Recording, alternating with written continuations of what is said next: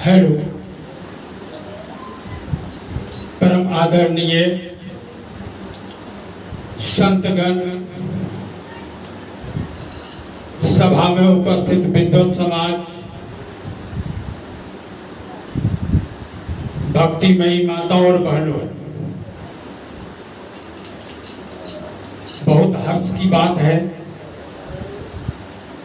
हम लोग सत्संग में बड़े ही भक्ति भाव से संत वाणियों का श्रवण कर रहे हैं, भजनों का श्रवण कर रहे हैं, श्रवण कर रहे हैं,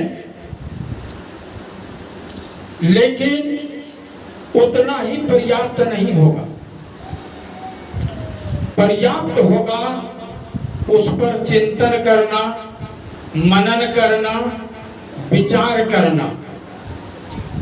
रागमय संगीत से केवल मनोरंजन हो सकता है, लेकिन उससे हमें हमारा आध्यात्मिक विकास संभव नहीं होगा।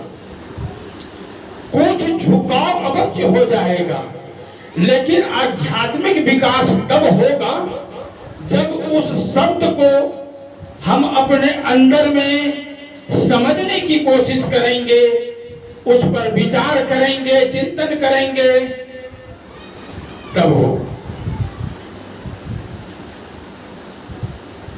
आज सूत्र के प्रारंभ से अभी तक में मुझे एहसास हुआ कि प्रायः भक्ति का ही विषय आज चला है। तो मैं भी थोड़ा सा निवेदन भक्ति पर ही कर दूं, ऐसी मेरी भी धारणा हो रही है। भक्ति संस्कृत के भज धातु में एक तीन प्रत्यय जोड़ने से भक्ति शब्द निष्पन्न होता है, जिसका कई अर्थ विद्वानों ने लगाया है, हमारे शब्दकोश में भी है। भक्ति का अर्थ सेवा भी होता है, भक्ति का अर्थ वियोजन भी होता है, विभाग भी होता है। और कैसे होता है भक्ति का अर्थ विभाग, पहले इसको हम समझें। मूलतः भक्ति का उद्देश्य क्या होता है और भक्ति का क्रियात्मक रूप क्या होता है, भक्ति हम किसे कह सकते हैं, इसको समझना है। भक्ति में ही अंध विशेषण जोड़ के अंधभक्ति भी बना दिया जाता है। और जब आदमी अपने श्रद्धा और विश्वास को किसी गलत जगह में स्थिर करना शुरू कर देते हैं, तो उसको लोग अंधभक्ति भी कहते हैं। और आज के युग में भी ज्यादातर वही होता है।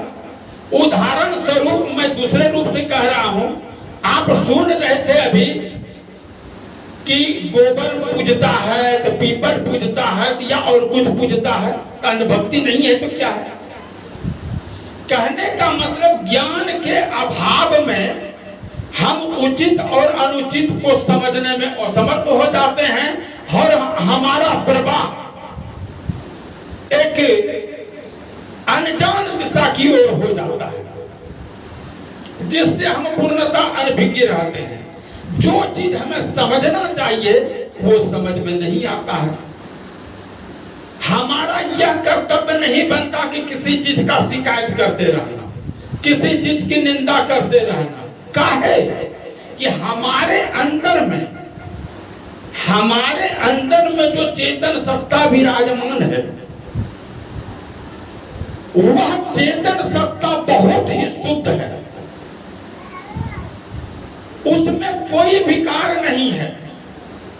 लेकिन जब हम गलत प्रवृत्ति में फंस जाते हैं, गलत कर्मों की ओर प्रवृत्त हो जाते हैं, अपने मानसिक उद्वेग के कारण, तो हमारे संस्कार विकृत होने लगते हैं और हम गलत मार्ग पर चल पड़ते हैं। भक्ति भक्ति का जो विभाग वाला अर्थ है, इसको अगर समझने की कोशिश करें तो योग शास्त्र के प्रणेता महर्षि पतंजलि की कुछ उक्तियों पर ध्यान देना होगा। योग शास्त्र के प्रारंभ में उन्होंने लिखा, योगश्चित्त वृत्ति निरोधा। बंधुओं, गणित की भाषा में योग का अर्थ होता है जोड़।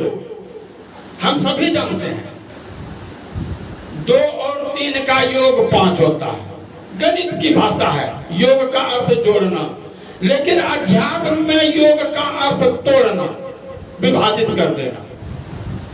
और अगर नहीं है तो आप इस सुक्ति का अर्थ करें, योग चित्त वृत्ति निरोधा, योग चित्त की वृत्तियों का निरोध करना। हमारे चित्त के अंदर, हमारे मन के अंदर जो वृत्तियां उठती है, सदगुरु कबीर के शब्दों में, मन शायर मन सा लहरी, बूढ़े बहुत अच्छे, कहे कबीर 10 बाँचियों जाका हृदय विवेक। मन समुद्र है और मन के अंदर में उत्पन्न होने वाली वृत्तियां उनकी तरंगे हैं। समुद्र की तरंगे जब उफान में आ जाती है तो क्या दशा होती है आप देखते हैं। तटीय भागों को डुबो देता है, सुनामी आती है तो कितने देश परदेश जलमग्न हो जाते हैं। बंधुओं, यही कहानी तो हमारा मन भी कर रहा है।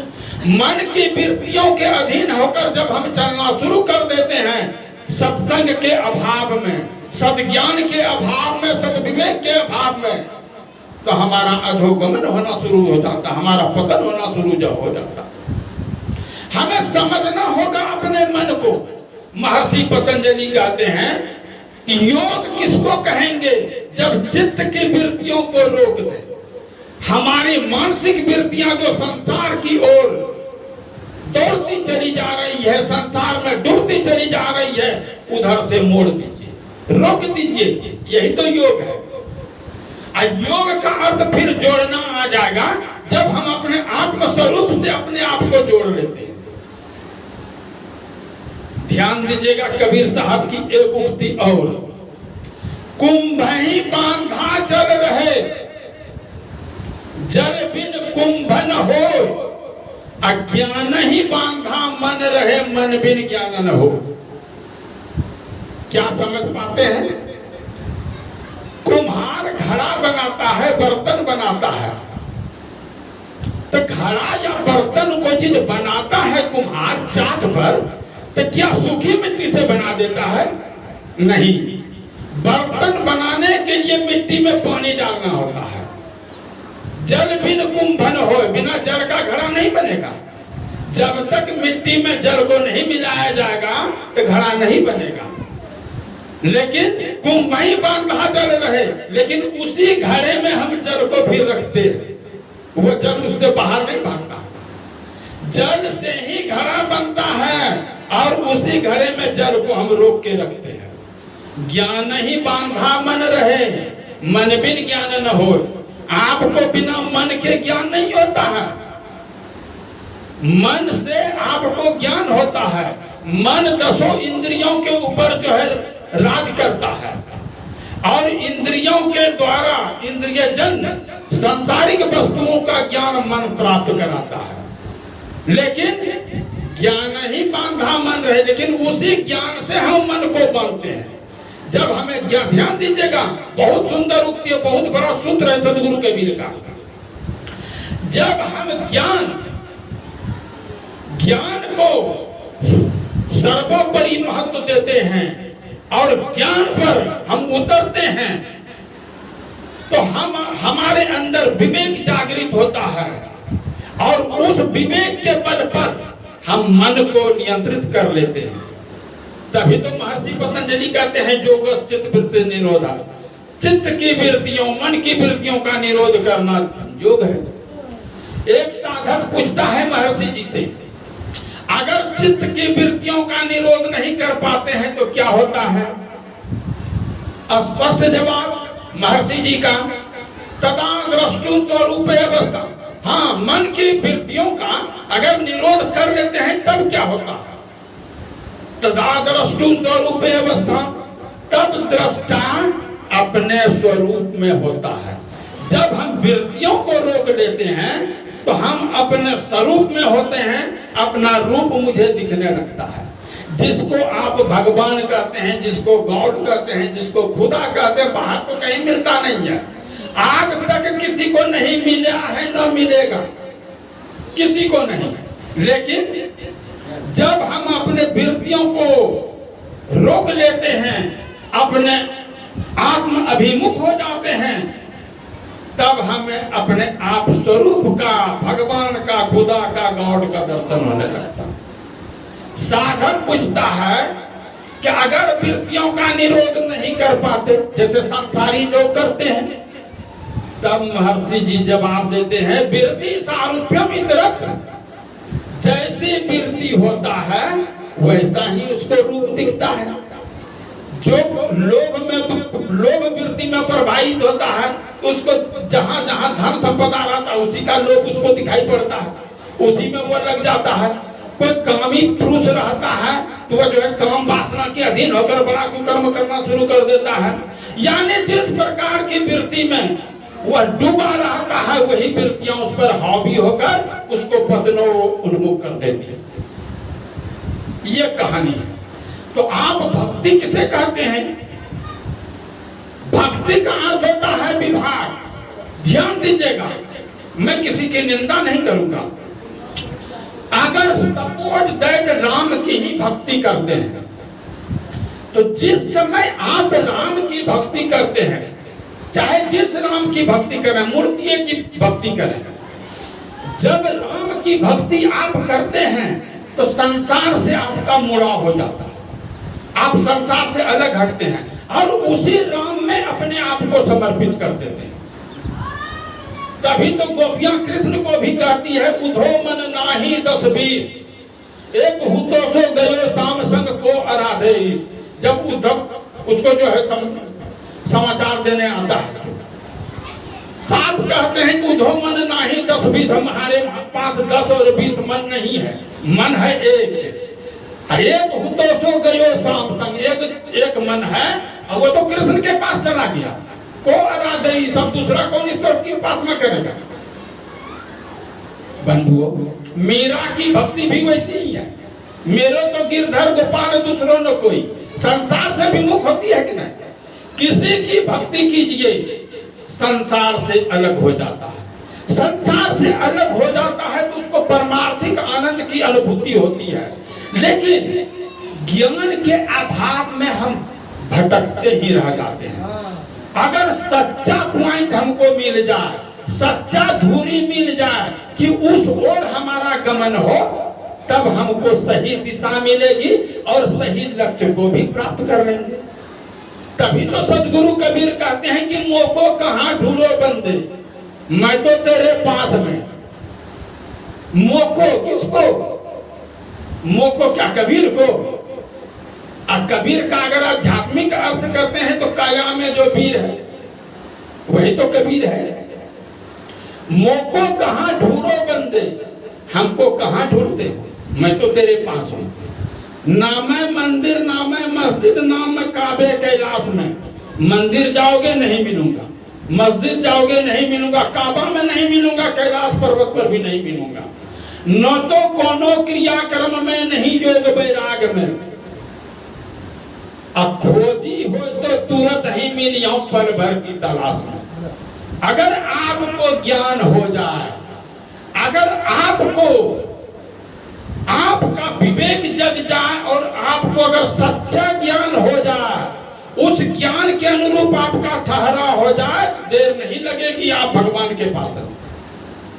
आप भगवान के पास हैं। सूरदास की रचना में आपने कृष्ण का बाल वर्णन पढ़ा होगा। जब कृष्ण जी अपनी छाया को पकड़ने के लिए दौड़ते हैं, अब पकड़ नहीं पाते हैं तो जसोदा से कहते हैं अपनी मां से कि हमको बड़ा दुखिया पकड़ने नहीं देता। आप जो है वो आप ही की छाया है और आप उसको पकड़ने के लिए दौड़ते हैं। तभी तो आपने कस्तूरी कुंडली बसे का देखा उदाहरण कि मृग ढूंढे वन माहे, मृगा के अंदर ही वो कस्तूरी है, लेकिन वन में खोज रहा है। और जब उसे कृष्ण को कहा कि आप रुक जाइए, छाया स्थिर है, आप मुड़ जाइए, सूरज इधर है, आप उधर दौड़िएगा तो छाया आपकी उधर भागेगी। और जब सूरज की ओर लौटिएगा, सूरज उधर रहेगा और आप उधर जाइएगा, क्या आपकी छाया उधर बनेगी? सूरज की ओर जाइए ना, सूरज मीन्स ज्ञान, जिधर सूरज है उधर आप चलिए, आपको छाया आगे नहीं दिखाई देगी।